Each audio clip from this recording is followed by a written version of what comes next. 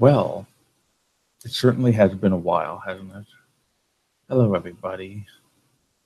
Big Money Drew here on Big Money Talks. And actually, if you follow me on Twitter, I have exciting news.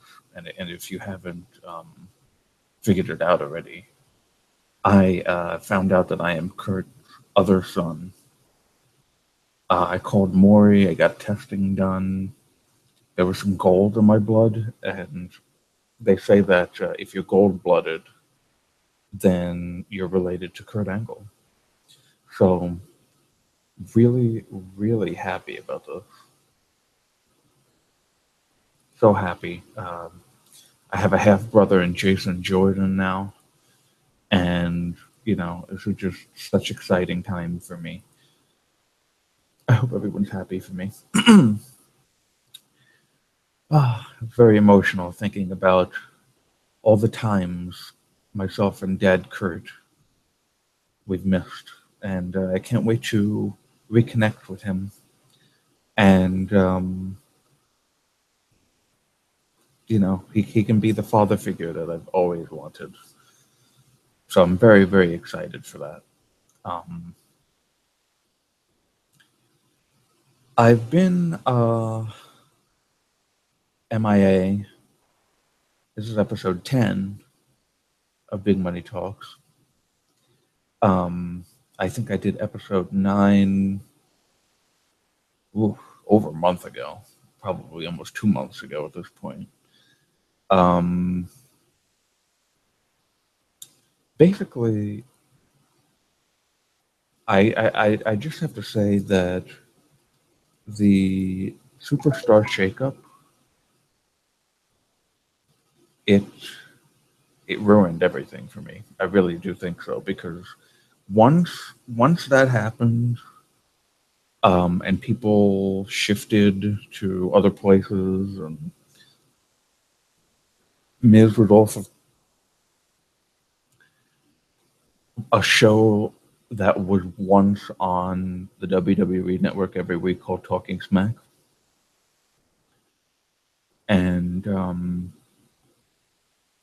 they switched stuff around, and it lost what it was for me. And it's fitting too, because I just found out about a half hour ago that today is the 1-year anniversary of the actual draft, the big summer draft where they split both shows, and I remember the first week Raw was the clear winner, and SmackDown was like this show with either jobbers or people that weren't over, and you went, oh boy, well, this is not going to be good for SmackDown because they don't have the big marquee stars, except for John Cena, of course, but and AJ Styles. But yeah, and then as the weeks went on, you realized, oh, well, actually, SmackDown is winning, and SmackDown is the show that I want to see every week. And then they came out with Talking Smack. Talking Smack, the show after,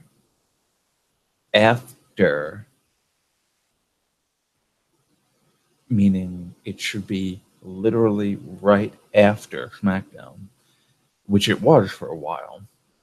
And then they decided, we'll create this cruiserweight show called 205 Live, and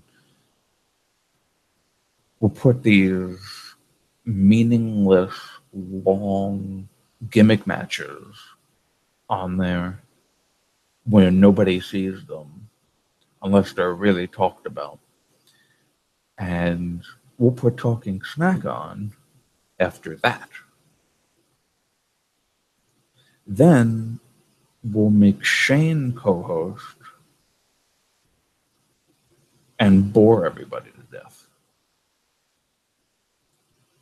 And then when Vince McMahon shows up and sees how boring it is with his son, he'll go, you know what? Let's cancel this thing. We don't need it. Put it on after the pay-per-view. And then the first one after the pay-per-view, don't even have Daniel Bryan there. Have Jerry Lawler be there with Renee Young. Because that makes sense.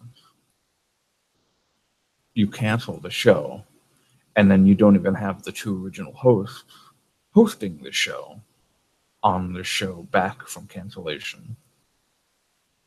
That makes sense. Yeah.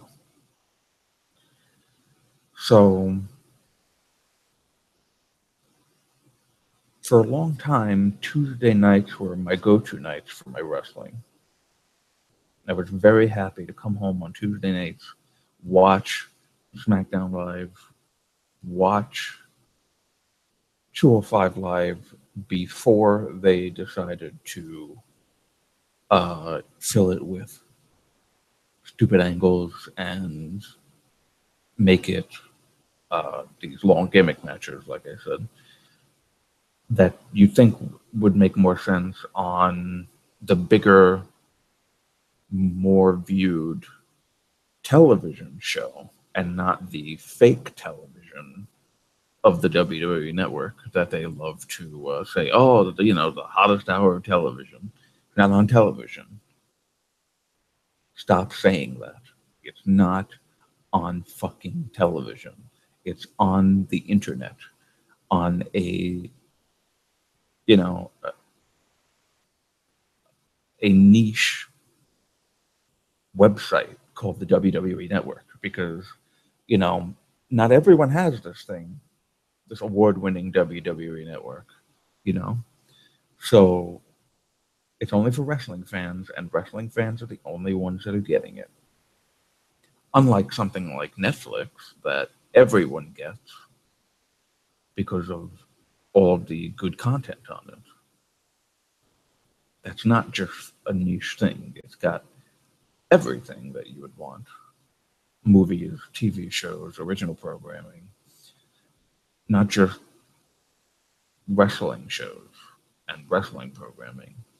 Which, I mean, the WWE Network is going to be that. I'm not saying that they should now put movies out or something. But anyway, going off on a tangent.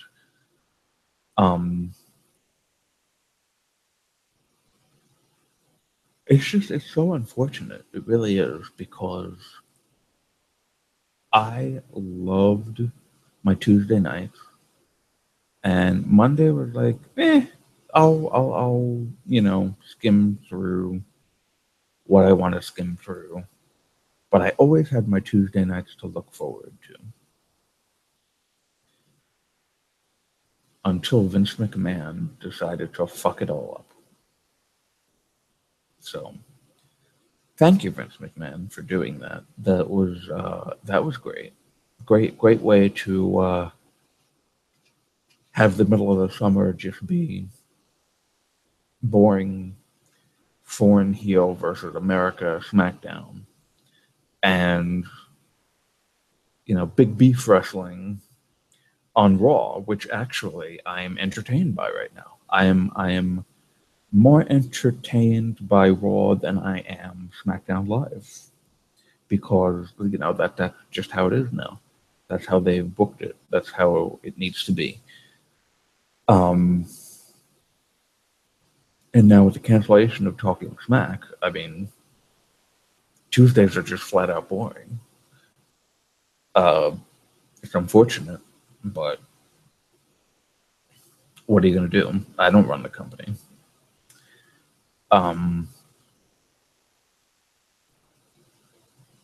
Yeah, and to 205 Live's credit, some matches I've seen and have been very good. I did not see last night's Mustafa Ali versus Drew Gulak match yet, but this quote, or I don't even think it was a quote, it's just something that Mustafa Ali tweeted last night, which, oh, a funny side note about Mustafa Ali. I did tag him in something from 205 Live a few weeks ago when he looked into the camera for a split second. And he retweeted it and it blew up. 130, sorry. I'm very tired. 132 likes and 34 retweets from that. So that was exciting. Yeah, Mustafa last night, he tweeted, that match was for anyone that ever felt like they got bullied into being somebody they don't want to be. Fight back, be you. I just thought that was a beautiful, beautiful message from the only foreign person on WWE television right now that's not a heel. Or at least I can't think of a foreign person that's not a heel, except for him. If that is the case, please let me know. But right now, he's the only one I can think of, and he plays a babyface very spectacularly. And I would love for him to take the belt off of Neville. I really would. I would love for him to not be a cruiserweight anymore because I just think that he connects with people, and I think that he is the top face of that division. You've got Jack Gallagher there too, and I love Jack Gallagher, but that's, they do Jack kind of like in a comedy way, especially with Brian Kendrick right now. So I feel like, really, to me, Mustafa Ali is the top face of the cruiserweight division.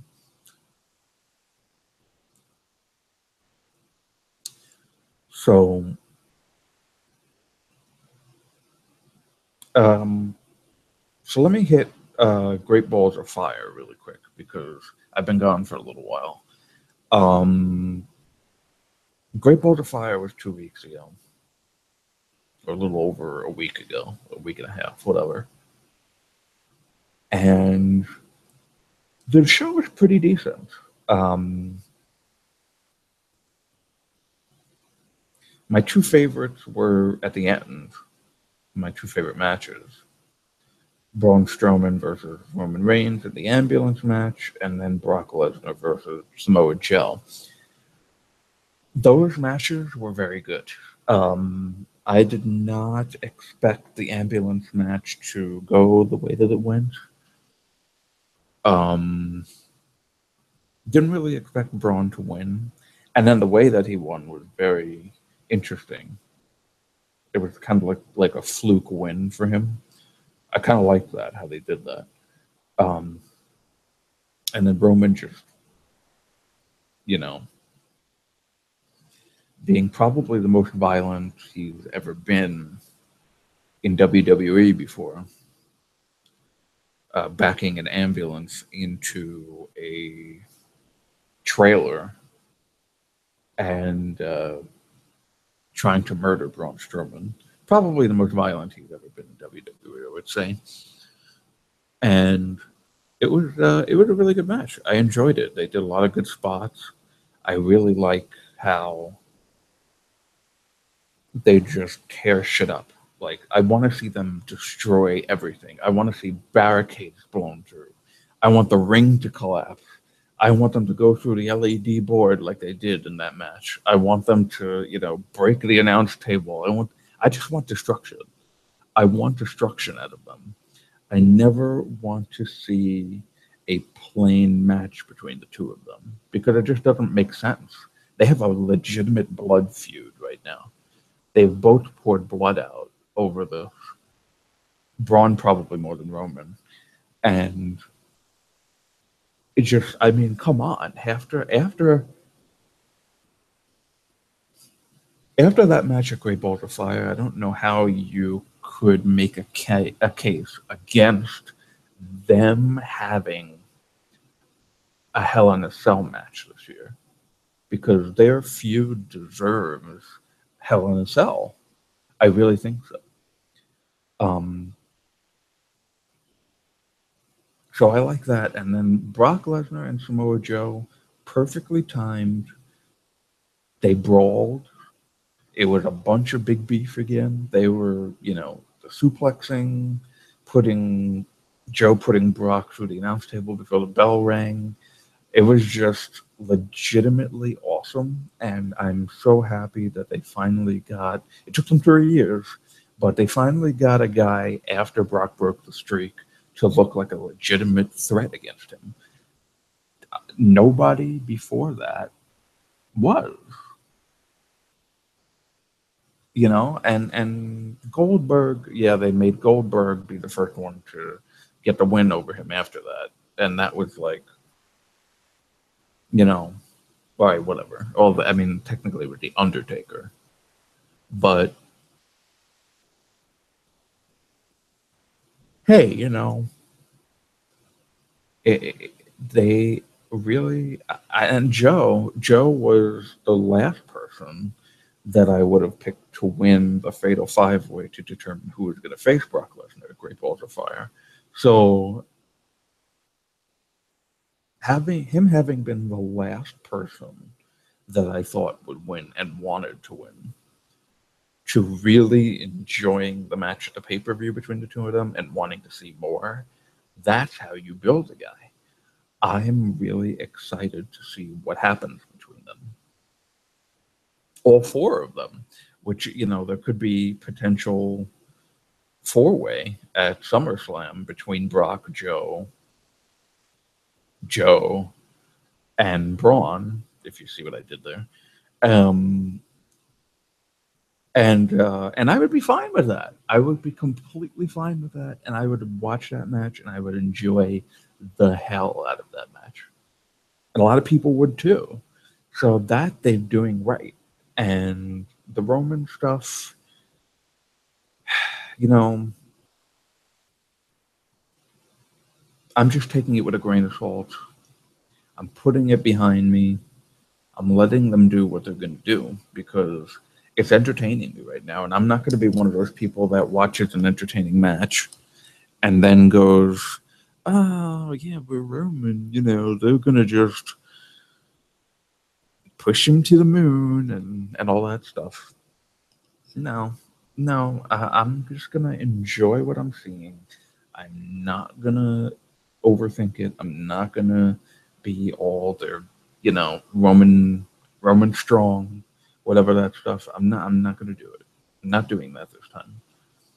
Um, So I'm happy with what they're doing. I'm happy with Brock and Joe, how they've been interacting. And hopefully they don't ruin that. Actually, hopefully, because we never know at this point. Um, do I want Roman to win at SummerSlam and be, holding the title? No, but let's see what happens. Um, Enzo and Cass breaking up, I really like. I cared about it for a little bit. Now I don't care anymore. Typical thing that happens. Um,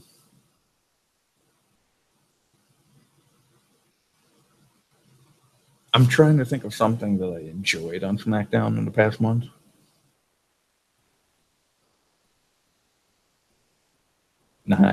I got nothing. Um,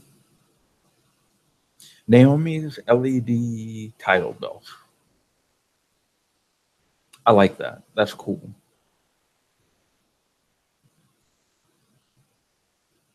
Kevin Owens, when he had the United States Championship, really cool that they did the MSG title change. I like that. They do stuff like that. That anything can happen on the house show type of a thing. Um,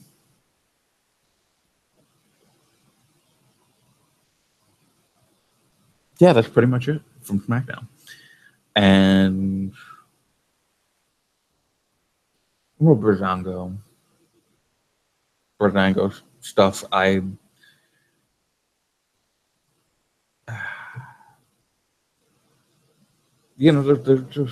There's little things from SmackDown that I enjoy. I loved the Usos New Day rap battle. That was friggin' phenomenal. Unfortunately, they had to ruin it by, you know, declaring New Day the winners, but whatever. Um, yeah, that's something I legitimately enjoyed from SmackDown in the past month, like Naomi's LED title belt and the rap battle. That's it. Um, Other than that, the Jinder Orton stuff. Oh my god, that has to stop. It has to stop. It's so ridiculous at this point. They've got to move on from this. They've got to get that belt off of him. This India thing and the. I was listening to Sean Ross Sapp and Jimmy Van on their the Listen Your Boy podcast over on Fightful, and I mean it's what Sapp says. Sapp says it's because India. You know, that's what all the little marks on Twitter. They decide to push whatever it is that the company does. And you know that's something else that I need to address here. Um, I get that you know anyone can make a Twitter and anyone can say whatever they want on Twitter. You know that's what Twitter is there for, and free country here. You get to say whatever you want. Not well, you know, not everything, but and that's fine. But there's one thing that you really need to understand. 9 times out of 10, your opinions don't need to be broadcasted to everybody. You can keep it to yourself. You don't need to say everything on your mind. You don't need to put it out there for other people to read. Just keep it to yourself and shut the fuck up. It would be really great if a lot of people just shut the fuck up. It would be great if, you know, you didn't have those on Twitter going, "Oh, look at Jinder and the gains," and "Oh, you know, look at the ratings. Oh, look, the Maharaja's drawing," on all that bullshit. Just stop it. Stop it. First of all, nobody's drawing on this fucking show. Okay, nobody's drawing. Stop that nonsense. If the ratings come out and there's a 3.0, whoa. It's like, you know, everyone's like, oh, oh, this is incredible now. Now, you know, we the the soap opera angle, you know which soap opera angle I'm talking about from Monday. Oh, it drew. Soap operas draw. Hee hee hee hee. Fuck you. Shut up. Okay? First of all, a 3.0 compared to what they used to do is not good. And I don't even give a shit about ratings. I don't care about ratings. Stop it with your nonsense. I don't care about the ratings, but if you do care about the ratings, you fucking know that this is not how it should be going right now. They should be doing better. Vince McMahon has been running this damn show for 20 plus years. Why is he still not 100% clear on what it is that he wants to put out? That's ridiculous. Why do things have to change all the time? Why does it have to be a last second change? Why does it have to be script rewrites? Doesn't make sense anymore. Stop it.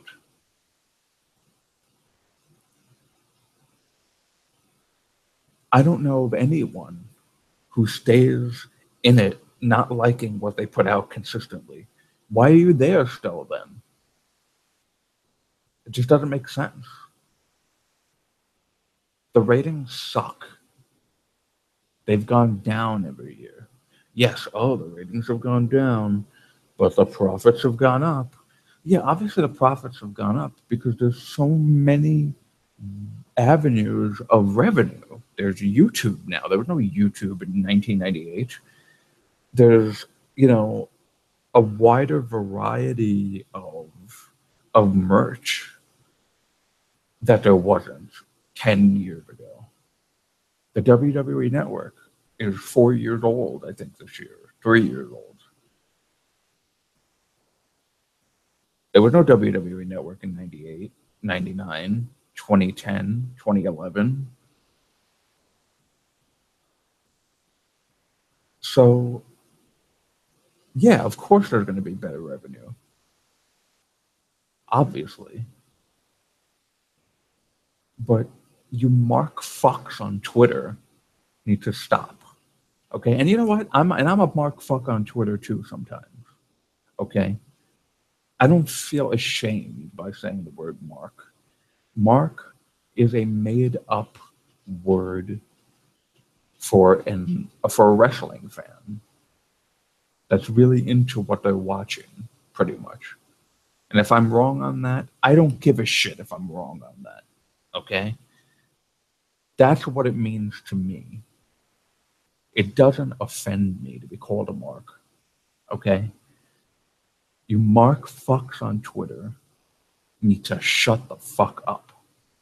Because you're the reason why Vince McMahon pushes this type of shit. You think all those tweets on the bottom of Talking Smack were for, legitimate reasons? No. When you're pushing everything they're doing with Ellsworth and you're pushing everything they're doing with gender, and they throw it on the call, and you're marking over it on Twitter, yeah, you want to know why? It's because they're showing how much they can manipulate. They're manipulating everybody. And I got to tell you something. This week, after this Talking Smack announcement, after this week, I'm questioning my fandom now to WWE. I don't want to give them money anymore. It's a real dilemma that I'm having right now. This is a serious dilemma. I don't want to pay for the WWE Network anymore. I want to cancel it. I don't want to watch the show. But there are things that I actually enjoy. I am enjoying, and everything that I'm enjoying really is on Raw right now. So I don't know what to do. I watched, I think it was the G1 thing from New Japan when they came to the United States and they put on that show on the for what's it, the channel. I forgot the channel. But I watched that and I liked it a lot. And I found out that New Japan World is actually cheaper than the WWE Network. And I was liking what I saw from New Japan. So I'm just at a crossroads right now. I don't really want to give the WWE money anymore. But I like some of the things that they're doing. And that's the biggest thing where you go, oh, well, you're feeding money into the system. That, like CM Punk said, he's just a spoke on a wheel, and that wheel's going to keep turning, and there'll be another person to replace him, and you see that now. There's so many other things that are going on. They're doing the women's, the Mae Young Classic now. Great. They've got the cruiserweights. They did the brand split. They called up great people from NXT, and then they made one Kurt Angle's fake son. And, you know, Finn Balor. What the fuck is Finn Balor fighting Elias Sampson for when he's beaten him already? Come on. It's Finn Balor, the first, they make sure to tell you, the first Universal Champion when he comes out. But if I was a newcomer and then I heard, oh, I heard Goldberg and won this Universal Championship, I'm coming in to see, what's going on. Oh, this guy was the first Universal Champion, but he's playing a guy playing a fucking guitar in the ring. A guy singing and playing a guitar in the ring. That was the first Universal Champion. He's fighting that guy. Oh, well, okay. I'm asking myself what happened there. That guy should be a top guy. If you're getting title shot and you're getting a title and the top title in the company, what are you doing facing this jobber in the fucking ring for with a guitar, who then smashes the damn guitar over his head practically, and almost re-injures him. I mean, it's crazy. But hey, watch out for Elias Sampson's WWE title shot now, because he almost injured Finn Balor, like that fucking gender douche. So I sound like such a smarky douchebag right now when I say that, but the fact of the matter is that for a long time, since 2012, I have been faithful to the WWE product. I've been pissed off sometimes, but never have I come to the point where I've gone, I pretty much don't want to pay you for your service anymore. Like I am right now. Like this is the worst it's ever been for me. And the Mark Fox on Twitter, they would say, oh, well, the worst it's ever been for you. What are you watching? There's so much great stuff right now. Well, you know what? Not everything is for everybody. That's what I have to say. They did fantastic with the Cruiserweight Classic last year. Fantastic. And then they ruined it by making them a sideshow on Raw. And they just WWE just ruins things, and they make things boring. They took my Tuesday nights, and my Tuesday nights were exciting Smackdown Live, exciting Talking Smack after. And even when they put 205 Live in the middle, it was still the most exciting night. And then they just ruined it. And now I have boring Tuesday nights, and I have decent Monday nights. That's the best thing I can say. Because I don't like everything on Raw. I like certain things on Raw, but I like more things on Raw than I do on SmackDown. Which I never thought I would say. I really never thought I would say that. So, I don't know. New Japan World is very tempting. And if I get New Japan World, I'm probably going to cancel the WWE Network.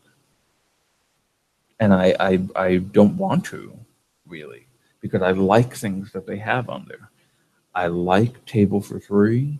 I liked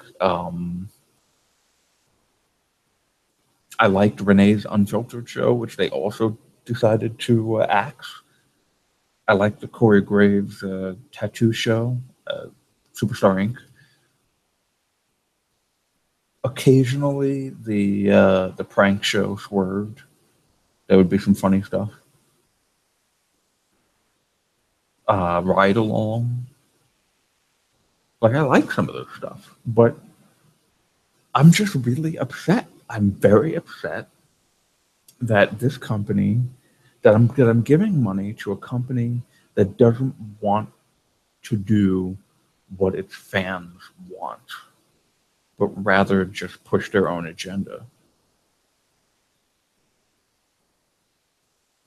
I don't believe that that's how it should be.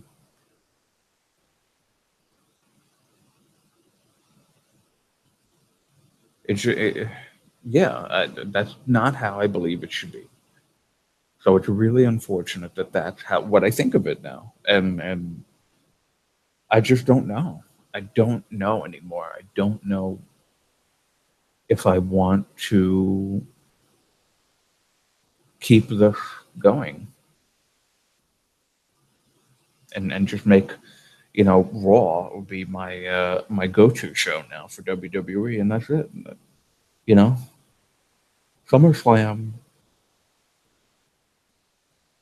I'm gonna see, and I'm being serious about this. SummerSlam, probably about till a month after SummerSlam, will decide really whether I stick around for the rest of the year. I hope that they pull something out of their ass and make me happy. But and if they are making you happy, that's fine. You don't have to be a dumbass on Twitter about it, like the ginger nonsense. But just change it up. Do something that people actually want to see, not just pushing your own agenda. Battleground is on Sunday. I don't really care. I don't even know what's the card, except the Punjabi prison match. Whoop-de-doo. I think Kai Dillinger and Aiden English are facing each other on the pre-show. New Day versus the Usos, I know that. Um, Women's five-way to determine who's facing Naomi at SummerSlam. Lana's probably going to win that. Just letting you all know that now. Lana's probably going to win that.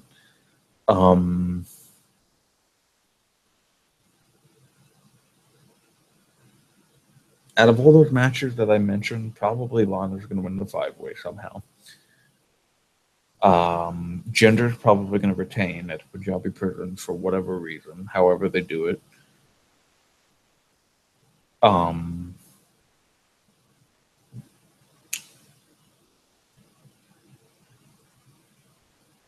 Ty Dillinger probably win against Aiden English, I would say. And flag match. Oh boy, flag match. I don't know. That's unfortunate. It's really unfortunate. But if you don't think John Cena is winning that, there's something wrong with you.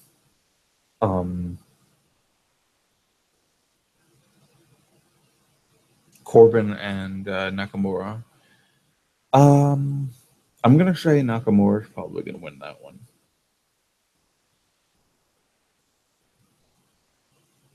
But yeah, I mean, if there's something else I'm forgetting, and I don't really care, I pretty much just don't care. I don't even know if I'm gonna be home for it, to be honest with you. I'll probably be home, but I'll be so exhausted from my trip to Maryland over the weekend that I might not even watch.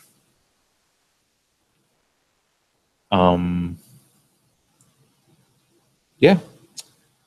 So I just the main thing before I leave, I just want to say the main thing that's making SmackDown boring right now is that almost every single feud is a foreign heel versus the United States of America. Like, I don't think you can go 20 minutes on SmackDown without the crowd chanting USA, USA, because every feud has a fucking foreign heel in it. Jinder versus Orton. Foreign heel versus USA. Rusev versus Cena. Foreign heel versus USA. Um, for a little bit amount of time, it was Lana versus Naomi. Foreign heel versus USA. Uh, Kevin Owens and AJ. Foreign heel USA. The only thing that doesn't have that is the tag teams. And no feud on Raw has that I can even think of. Brock Joe, American. Braun Roman, American. All the women are American. The tag teams are American. That's it. There are no foreign heel versus USA feud on Raw. They're all on Smackdown. And that doesn't make sense. But hopefully after Battleground we'll see a difference there leading into SummerSlam. So when we get to that crossing in the road, we'll get to it and we'll discuss it then. But right now, I'm just not happy. Not happy. And that's really why I haven't been coming on here and podcasting, because I don't like being angry for the sake of angry and talking shit about everything. I don't like that. But I like talking, and until Twitter decides to get rid of the 140 character gimmick. YouTube, Google Hangouts is the best way to get all of your opinions out there without having to, look through and see what words you can abbreviate so you can finish a sentence. So that's it. Glad to be back with everybody. I got my anger out, and like I said, Battleground is Sunday. All of your foreign heel versus USA gimmicks will be out in sight, and hopefully we'll get killed, and we won't have it to go into SummerSlam.